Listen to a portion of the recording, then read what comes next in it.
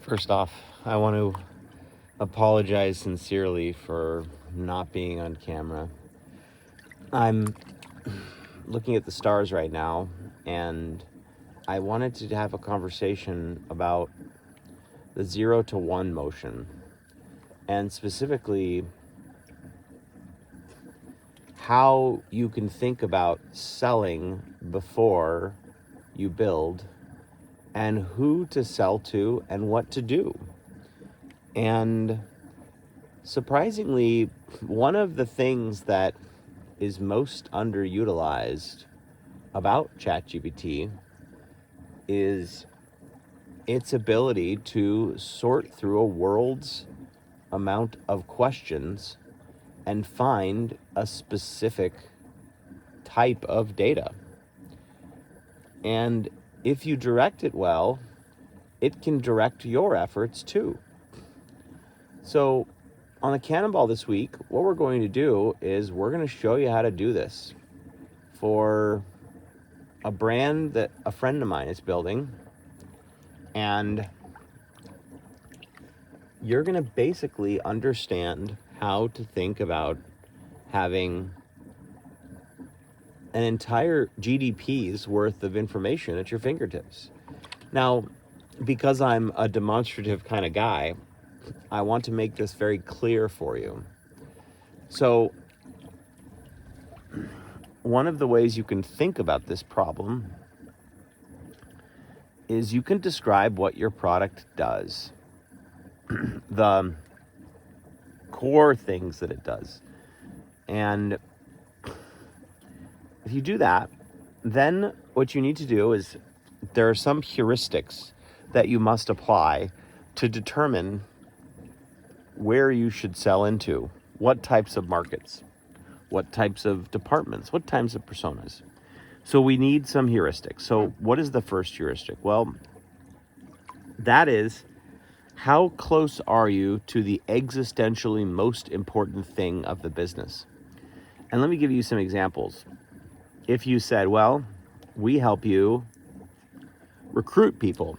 All right, well, the problem is that recruiting is important, but it shifts with the economy. Sometimes people aren't hiring. And so while it's important for the business to hire people, it's not necessarily existential. Businesses can go on without hiring additional people.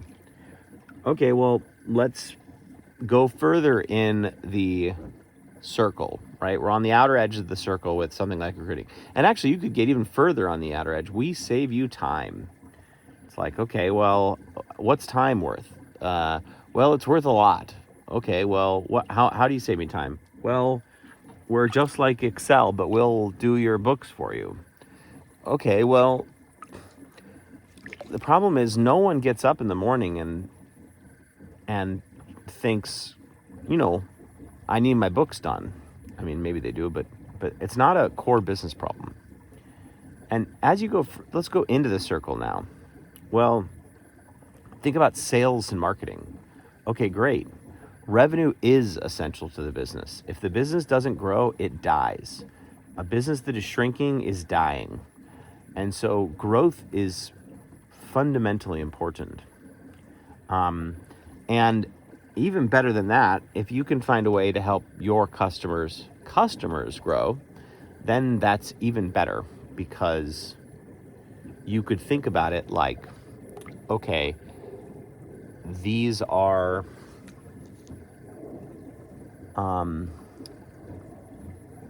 like, if you can prove that you can help their customers grow and that helps them grow, even better. Because that's a multiple, right? It's not just 1x growth, it's like 10x growth, because if your customers are growing, you can get more money. All right, so that's like one heuristic, and that heuristic is, how close are you to the core of the business? Oh, and by the way, another good example of a core of the business is like, you're going to lose your accreditation if you don't do these things. Well, it's not like someone would choose to be under that regulation, but if they are, it's very important to them. So that's one way to think about it. There are some other heuristics too, which is, what is your competition set? And that competition set isn't necessarily competitors, but it's your message competition set. It is what they're doing today currently, right?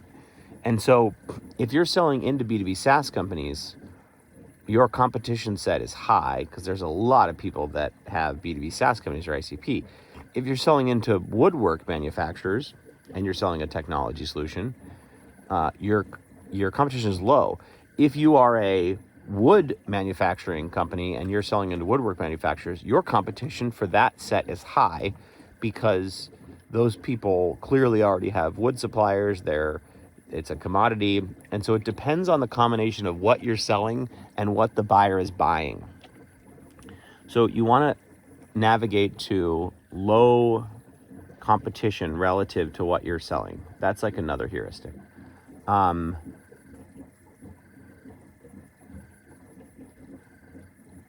Let's keep going. The other thing is that you want to think about,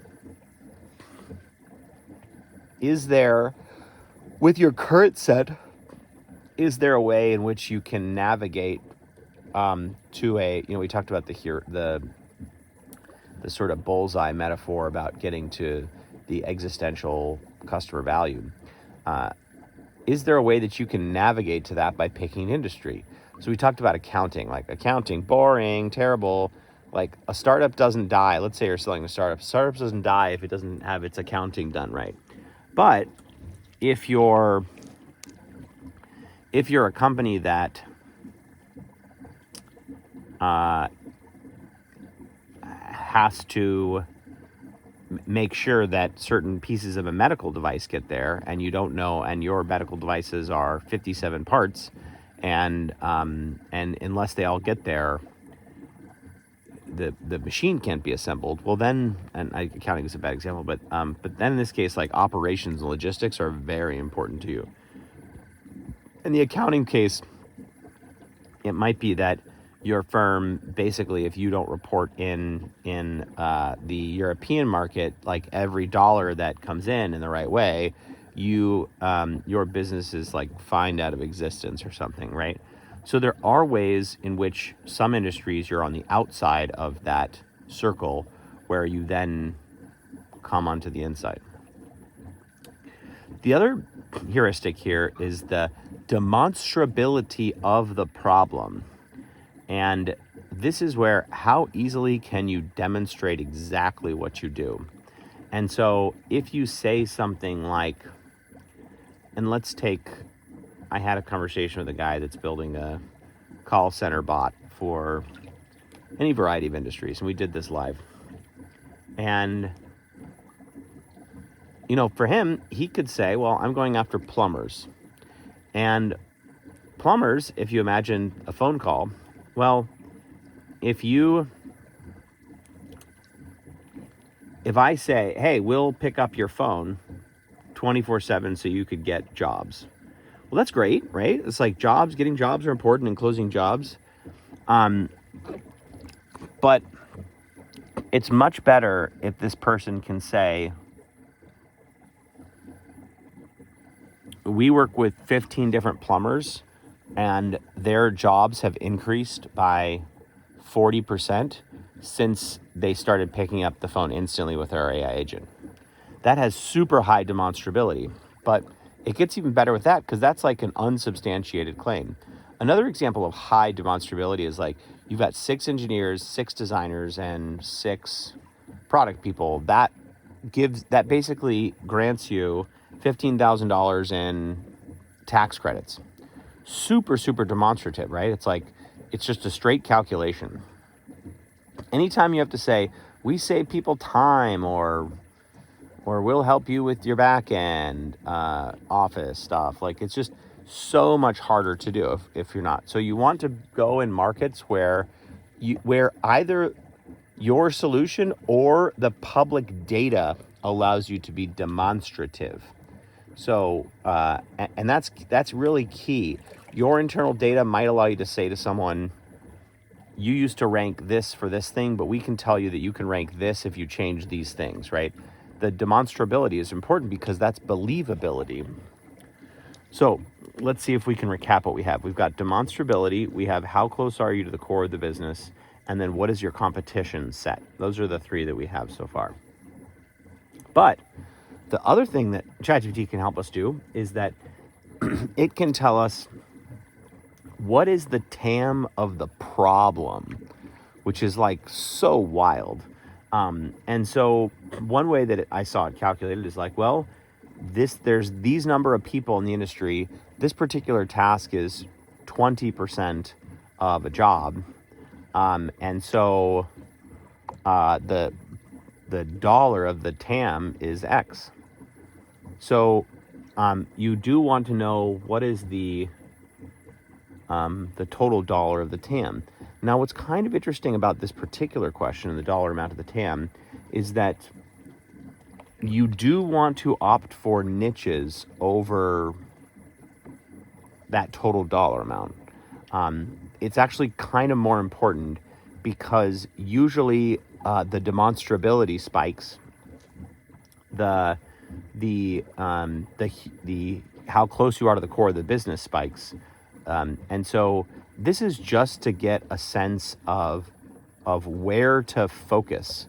So, for example, if you found out that the total, everything else was very, very right, and you focused on, I don't know, tree planters, and it turns out that even though there's a lot of tree planters in the world, that the dollar value of the TAM is like $1 million top line.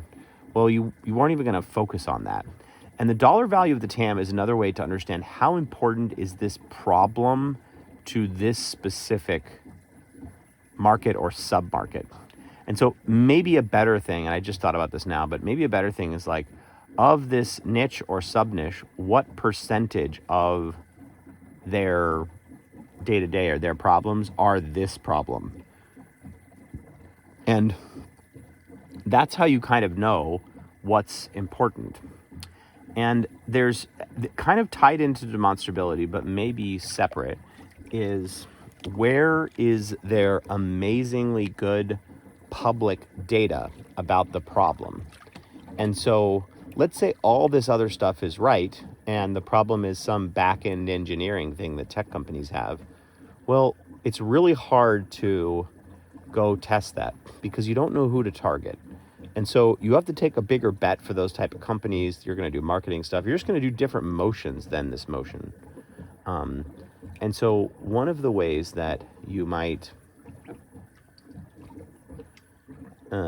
qualify is you might say, I want only where there is either direct or indirect confirmation of the problem in some markets, where I can take a data set and understand how bad of a version of a problem do they have.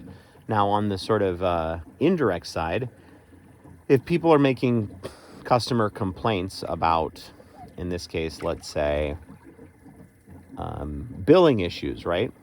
Well, that's good, but it's actually better to have a government document that says $3,468 was disputed in the last year from billing issues. That's a much better thing to be able to target off of because you know the data. And surprisingly, I did this for a brand the other day, and it turns out that like German documents showcase everything that a company is doing with their Microsoft instances. So like, I generally wouldn't target Germany, but in this case, the data is so good and it's so specific and it goes over the exact problems that this company can solve. Maybe you get a German seller to help go prospect into these companies.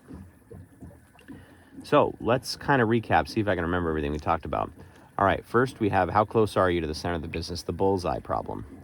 Second, you have what is the total, what demonstrability, how demonstrable is the problem. Third is you have the data. I'm going in reverse order here. Fourth is what is the total TAM size of this problem. And fifth, there's one more. Let's see if I can recall what we were talking about.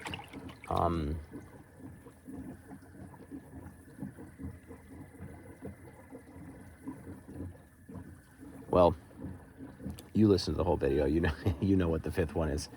So these things in combination, you can ask ChatGPT to take all of your, and I suggest you buy the Pro plan, $200 a month, it's worth it. And then what you do is you do heavy thinking, you do GPT thinking, don't do Pro, and do heavy thinking. So that's the top left, and then right by the bar on the left side of the typing window, you can do heavy thinking. And you drop in all the features, and you drop in the transcript of this video, and I'll just give you the prompt for you. What I want you to do is I want you to take all of my product features and take a transcript of this video, which is above, and I want you to give me 5 scored markets. And the way in which you should score these markets is by the heuristics above. And the thing that I really want you to key in on is how close is my problem to a core business problem? And ideally, you should focus in on use cases where it's very close. How big is the TAM of the problem? So just the problem, not the number of companies or not their revenue, but if you were to calculate the total addressable market just to this problem, what does that look like? How, in this particular case, either how demonstrative is my offering, or in the best case, what sorts of public data can I find and focus in on the public data that will indicate that a company has a huge problem here. And then what I want you to do is I want you to spend an ungodly amount of time. It's really important to me. My whole business is sort of on the line here. And I want you to go give me this sorted list. And as part of that sorted list, I want you to not only rank it, but also give me 2 or 3 companies in each of the top 3 categories that have this problem now with demonstrative data. And then I want you to write a message about only their problem. And I want you to write it in 3 separate sentences, and you're going to have to go find all of the contact information for all of the people that I should message here based on my product. Once you do that, I want you to then, as part of that output, write a message for me. And all that message is it's a question about their problem. It's describing what you know about their problem in language that is native to them, and asking, if I could do X for you, would that be a novel way to solve this problem? End prompt. So this heuristic, you're going to see us build the Cannonball Live on Friday. And you can go to LinkedIn and search for Cannonball, and then you can find the direct live link there. But the nice thing about this process is then what you do is you go cold call these folks, and ChatGPT can find you enough people to go cold call. You message them about their problem, and the worse your message and the better that people respond, that means you've nailed it. And that means that ChatGPT has served as a market translator. And no one does this, but it basically helps you get out of this tech bubble that we all live in. We know people in tech, we sell to people in tech because that's what we know. But it turns out that 90% of the economy is not technology. And so if you can get out of that bubble and do it in such a way that allows you to systematically explore different markets, it means that you know what a hard and easy go-to-market should look like, and you don't waste your life selling into something that you can make work, but just barely. Because I am convinced that one of the greatest and untapped resources that ChatGPT has provided us is the ability to understand what the other 90% of the market is doing, and a deep understanding of their problems, and the ability to match their problems to the core technology that we have built. And in 2026 and beyond, the ability to speak directly to people's problems in a way that resonates with them and about issues that are core to their business. That ability to position and go to market will be our differentiator. Thank you so much for listening to a dark 20-minute podcast of me, myself, and I talking about different ways in which you can go from 0 to 1 in a very methodical way. And what I would do is I would go cold call that list. And if you just literally describe exactly what you do, almost exactly as ChatGPT told you to describe it, and you do this for 20 segments, you're going to find that there's going to be 1, 2, 3 of them that they're like, absolutely, when do we get this done? How do we get this done immediately? And when that happens, you will know what it's like to be able to take a company to market in a much easier way than we've ever had the opportunity to do before, because the sheer finding of the information, translating of the information, and then sorting the world for who has the worst version of that problem now was just impossible before now. Go forth, my furry friends, and non-furry friends alike, if you're not from Turkey. Goodbye.